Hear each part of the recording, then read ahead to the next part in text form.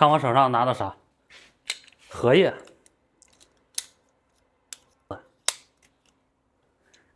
那这两个荷叶用在哪里了呢？看这个门，这个荷叶是这个门给带的。那这一个门放在哪里呢？就放在这里。这里是一个卧室，这是卧室的门。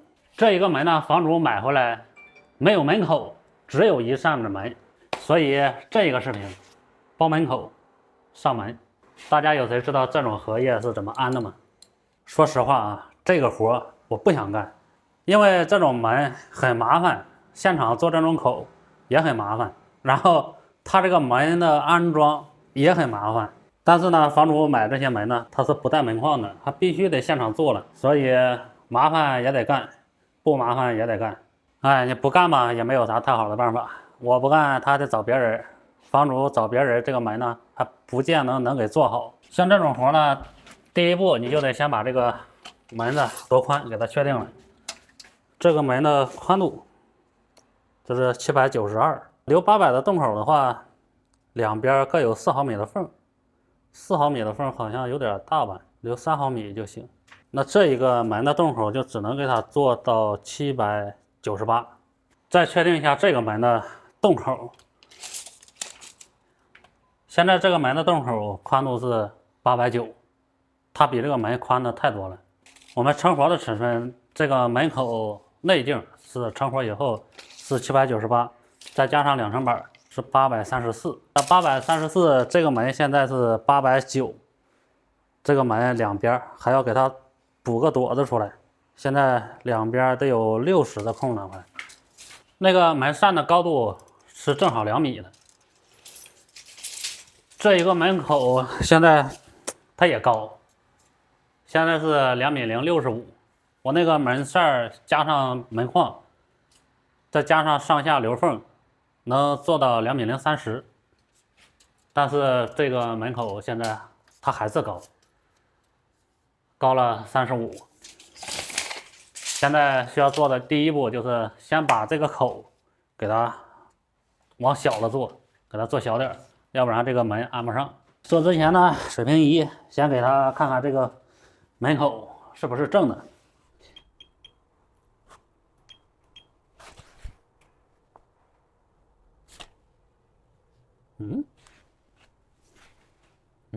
不知道是我的水平仪不准，还是别人的水平仪不准。看这个墙石膏板凿完平了，但是有点不咋行啊。看到没？我的天哪！像现在这种情况呢，我就只能按照我自己的水平仪去做了。把水平仪的线打在它这个墙面的最高处。这个墙面可不是我做的，装修公司给做的，所有的石膏板活和我没关系。这个墙面做的平整度确实不咋行。看我水平线，我是打在了这里，下面这线都已经没了。看那里，然后再看这水平线都跑这来了。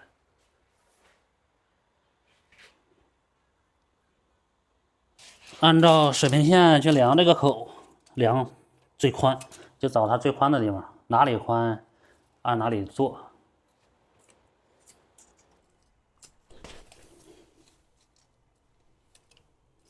啊，还行，170。哎，150吧。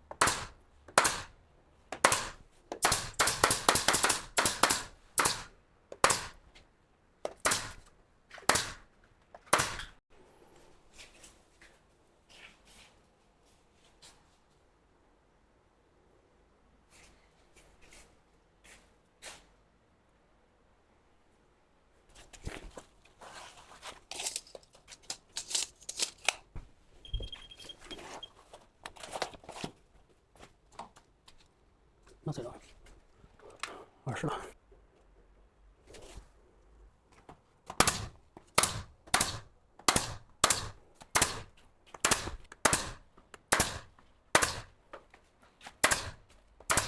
这个口第一层已经包完了，还是挺简单的。但是我有点想不明白了，他为啥一开始不把这个口给做小点呢？现在你看，平白无故的多了一条接缝。这个石膏板是突出于这个欧松板的，原因呢就是原始的口水泥它并不垂直，欧松板没有找平，直接钉上的。但是这一个石膏板我是找了垂直的，这个找完了以后，我这个门套直接往上一靠。